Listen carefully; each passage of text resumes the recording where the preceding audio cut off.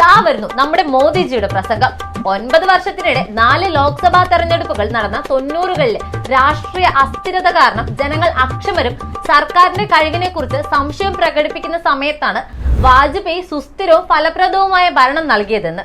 എന്താ കഥ അല്ല, ഒരു സംശയം, അസ്ഥിരത എന്നും സുസ്ഥിരത എന്നൊക്കെയുള്ള വാക്കുകൾ ഉപയോഗിക്കുമ്പോ എന്റെ മോദിജി, നിങ്ങൾക്കങ്ങ് ഓരോന്ന് വന്ന് പറഞ്ഞു പോയാ മതി, ബാക്കി മൊത്തം ഞങ്ങൾക്കല്ലേ പണി. ഇനി ഒരു നന്ദി പ്രസംഗം ആയാലോ?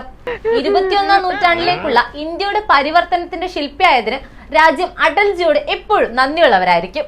നന്ദി മാത്രമല്ലേ, നന്ദി പ്രകടനം നമ്മുടെ പ്രിയപ്പെട്ട രാജേന്ദ്ര ആർലേക്കറിനെ പിടിച്ച് കേരള ഗവർണറാക്കി. അല്ല, ആളെ മനസ്സിലായില്ലേ? ആളെ വേണ്ടത്ര പരിചയമില്ലാന്ന് തോന്നുന്നു. ആരത്? നമുക്ക് പണ്ട് സ്വാതന്ത്ര്യം കിട്ടിയത് അഹിംസയിലൂടെയല്ല, ബ്രിട്ടീഷുകാരെ കല്ലെറിഞ്ഞാണ് നാട് കടത്തിയെന്ന് പ്രസംഗിച്ച മഹാൻ. ഇങ്ങനെ ഓരോന്ന് വിളിച്ചു പറയാനുള്ള ധൈര്യമുള്ള ആളായോണ്ട് കുഴപ്പമില്ല. സണ്ണി അമ്പട കേമാ സണ്ണി കുട്ട